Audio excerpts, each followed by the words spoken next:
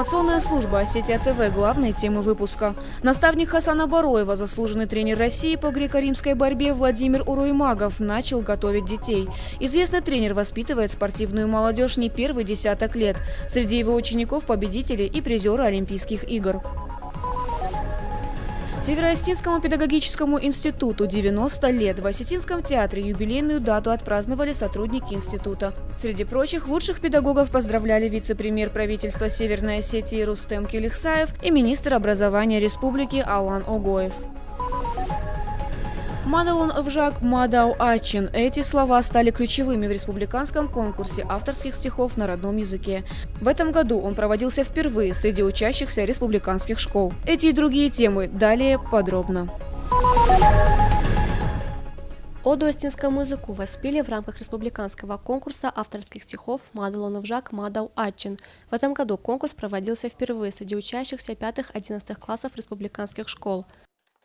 Ирон Жак нахажна, куд аеву дазрт, федан яфарт кубажа, вот амон чинуфед. Особенно активно проявили себя школьники из Беслана, Ардона и Феогдона, среди которых оказалось большее количество победителей. Все конкурсанты выступили достойно, но выбрать лучших все же пришлось. Первые места в своих возрастных категориях заняли Сармат Багиев, ученик 6 класса из 4-й Бесланской школы, 9-классник Таймураз Хутинаев и 10-классник Знаур Габараев из 3-й школы города Ардон. Им были вручены грамоты и планшеты. Остальных лауреатов и призеров конкурса наградили дипломами и ценными подарками. Стихотворения, присланные в орготдел, были разнообразны по содержанию, по реализации самой идеи, самой темы. Конечно, были стихотворения посильнее, конечно, были и послабее, но в общем все дети постарались реализовать в творчестве показать в творчестве свою любовь к остинскому языку, к нашей родной культуре, традициям и обычаям. Авторские стихотворения оценивала конкурсная комиссия. В состав жюри вошли члены Союза писателей, представители Министерства образования и парламента. Знатоки остинской филологии и словесности в первую очередь оценивали культуру речи, содержание произведений, интонационную выразительность, креативность и артистизм конкурсантов. Десятиклассник Асламбек Бацоев ранее писал стихи на русском языке. В конкурсе дебютировал, написав стихотворение на остинском. Не попав в тройку победителей, Аслан не отчаивается, говорит, что будет участвовать и в следующем году. Конечно, на остинском языке сложнее писать. Не хочу обижать другие языки, но остинский он более сложный, потому что он стал забываться, к сожалению. И в нем есть многие слова, которые на данный момент большинство молодежи не употребляет. Даже у меня дома, хоть моему отцу и 60 лет, но у нас в семье, в разговоре таких слов не бывает. Организаторы планируют сделать конкурс ежегодным и надеются на то, что школьники в будущем будут принимать в нем активное участие. Тома Валева, Цамас Кочев, Осетия ТВ. В правительстве Северной Осетии состоялось заседание антинаркотической комиссии. На встрече обсуждались вопросы профилактики наркомании и проект госпрограммы противодействия незаконному обороту наркотиков на период с 2015 по 2020 год.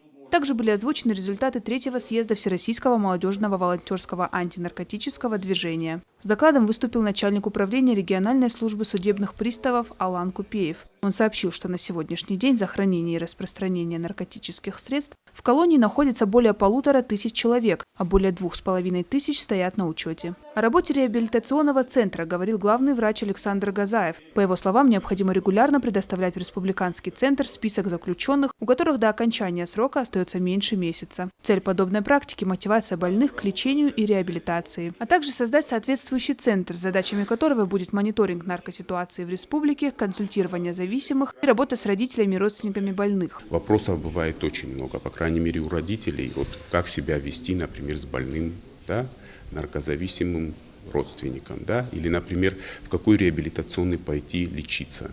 Да, потому что их, скажем так, около 1000 негосударственных реабилитационных центров, мы сотрудничаем около 30, да, но они все очень разные направленности. В ближайшее время участники встречи рассмотрят вопрос о создании Республиканского координационного центра волонтерского антинаркотического движения. В этой организации профильные специалисты будут обучать добровольцев работе с наркозависимыми, а также осуществлять реализацию социальных проектов.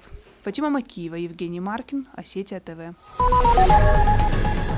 В борьбе вся их жизнь. Для спортсменов греко-римской борьбы это не просто слова. Заслуженный тренер России Владимир Уруймагов воспитывает спортивную молодежь не первый десяток лет.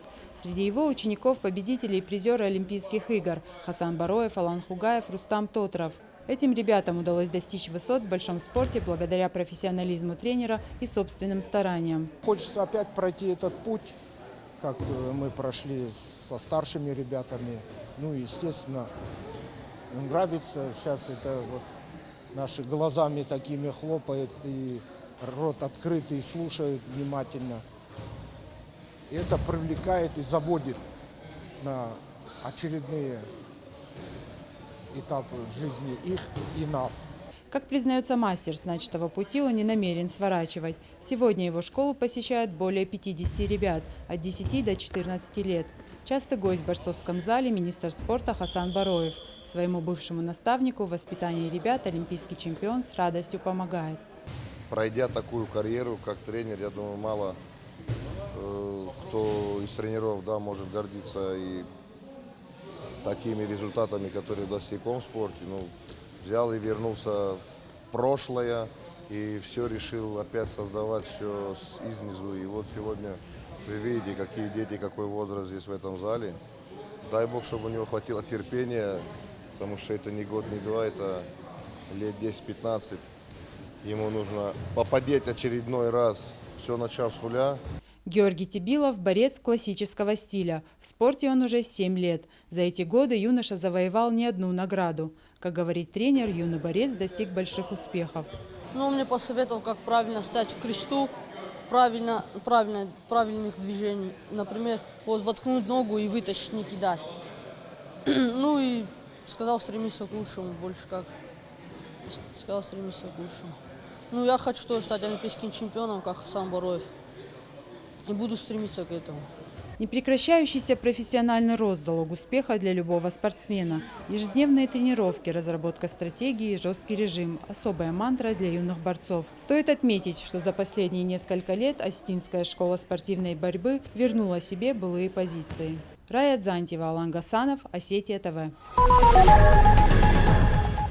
Вручение грамот, исполнение национальных танцев и песен. Сегодня Северо-Осетинскому государственному педагогическому институту исполнилось 90 лет. По этому случаю в Осетинском театре устроен праздничный концерт. Среди зрителей – представители власти, педагоги и студенты. Открыл мероприятие оркестр Института народных инструментов «Фандер».